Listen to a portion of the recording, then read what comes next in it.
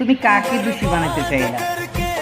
যে মানুষটা নাকি একটা সময় মাজারেও নামাজ পড়ে তোমার জন্য অনেক কান্নাকাটি করতো, আল্লাহর কাছে বলতো, আল্লাহ এই পবিত্র বান্দার উছিলা তুমি তাকে তাড়াতাড়ি মুক্তি করে দিও, তাকে তুমি সুস্থ রাখো, ভালো রেখো, ওকে তুমি আর কষ্ট দিও না আল্লাহ, তুমি ওকে মাফ করে দাও।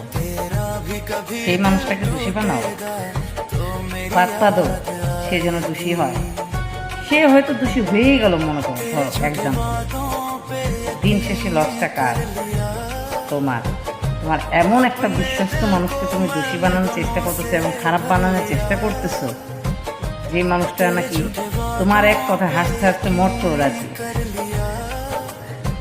ক্ষতিটা কার হলো? হিসাবটা মিলাইয়া দেখো।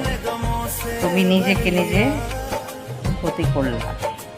তুমি সবচেয়ে বিশ্বস্ত একটা আপনজন মানুষ, যাকে তুমি মানুষের কথায় দূরে সরাইয়া দিলা। একটা সময় তুমি অনেক কিছু বুঝবা, সব কিছু বুঝতে পারবা, তোমার চোখের সামনে সব কিছু পরিষ্কার হয়ে দাঁড়াবে, বুঝতে পারবা, সব জানতে পারবা, কিন্তু বলার মতো ভাষাটা তোমার থাকবে না, এবং ওই লোকটার দিকে চোখে চোখ রেখে কথা বলার মতো সাহস তোমার হবে না। এই জন্য কখনো যদি কারোর জন্য ফাঁদ পাতো বা কারোর যদি দোষী করার ইচ্ছাই থাকে, তার কাছ থেকে এমনিতেই সরে যাও, বলে কয়ে সরে যাও, কিন্তু তাকে দোষারোপ বানানোর চেষ্টা করবা না।